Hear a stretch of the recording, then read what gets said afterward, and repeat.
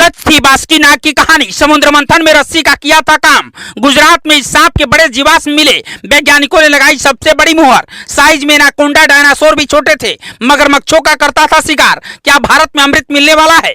अजय अमर की वो कहानी जो सदियों पुरानी हो चुकी है, अब उसका राज खुलने वाला है, क्योंकि वैज्ञानिकों ने एक ऐसी खोज की है जिसके सबसे बड़ी रिपोर्ट पर मोहर लगाई है, और वो है बासुकीनाग, जिसके बारे में आपने सुना ही होगा कि समुद्र मंथन में बासुकीनाग का अहम रोल था। समुद्र मंथन की वो कहानी जिसमें से विष और अमृत निकला था, कोई भी सनातनी नहीं होगा जो नहीं जानता होगा। हर किसी को पता है कि समुद्र मंथन के बाद अमृत कलश निकला था और उस अमृत को पीने वाले देवता अजर अमर हो गए थे। अब आप सोच रहे होंगे कि हम आपको समुद्र मंथन की कहानी क्यों बता रहे हैं, तो अपना दिल थाम कर बैठ जाइए। समुद्र में जो पर्वत था उसके नीचे कछुआ था। असल में वह लक्ष्मी माता थी जो नाराज होकर बैठ गई थी। लेकिन उस समुद्र मंथन में अगर सबसे खास बात थी तो वो था उस सांप जिसे पकड़कर समुद्र मंथन किया जा रहा था। एक तरफ असुर खींच रहे थे तो दूसरी तरफ से देवता लोग लगे थे। अब उसी सांप के जीवाश्म मिले हैं, यानी करीब 15 करोड़ 5,01,23 साल पहले की वो कहानी सच हुई है जिसे हिंदुओं ने माना है। दरअसल गुजरात के कच्छ में बेहद प्राचीन जीवाश्म मिले हैं। ये जीवाश्म बासुकीनाग के हैं।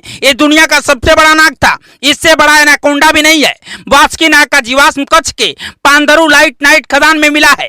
ये वही सांप है जिसका जिक्र समुद्र मंथन में आता है। इसी की मदद से मंदार पर्वत को मथनी की तरह घुमाया गया, जिससे समुद्र से अमृत और विष जैसे कई महत्वपूर्ण चीज निकले थे। वैज्ञानिकों ने इस खदान से बासुकीनाग के रीढ़ की हड्डियों के 27 हिस्से बरामद किए हैं, जिसके बाद से पूरे देश और दुनिया में चर्चा होने लगी है। क्योंकि सबसे बड़ा सांप का जीवाश्म मिलने के बाद से वैज्ञानिक भी हैरान हैं, क्योंकि ये सबसे बड़ी खोज है जो खोज कहीं ना कहीं रुकी थी। वैज्ञानिकों ने बताया कि इसकी आकृति विशालकाय थी, जैसे आजकल के अजगर होते हैं, लेकिन ये विशैला नहीं रहा होगा। साइंटिफिक रिपोर्ट में छपी स्टडी के मुताबिक IIT रुड़की के देवजीत दत्ता ने बताया कि इसका आकार बताता है कि ये बासुकीनाग था। धीमी गति में चलने वाला खतरनाक शिकारी था। देवजीत ने बताया कि एनाकोंडा और अजगर की तरह ही अपने शिकार को दबाकर मार डालता था, लेकिन जब वैश्विक स्तर पर तापमान बढ़ने लगा तो इनकी आबादी खत्म होने लगी। माना जाता है कि इनकी लंबाई 36 फीट से 49 फीट तक होती थी। इनका वजन करीब 1000 किलोग्राम के आसपास था।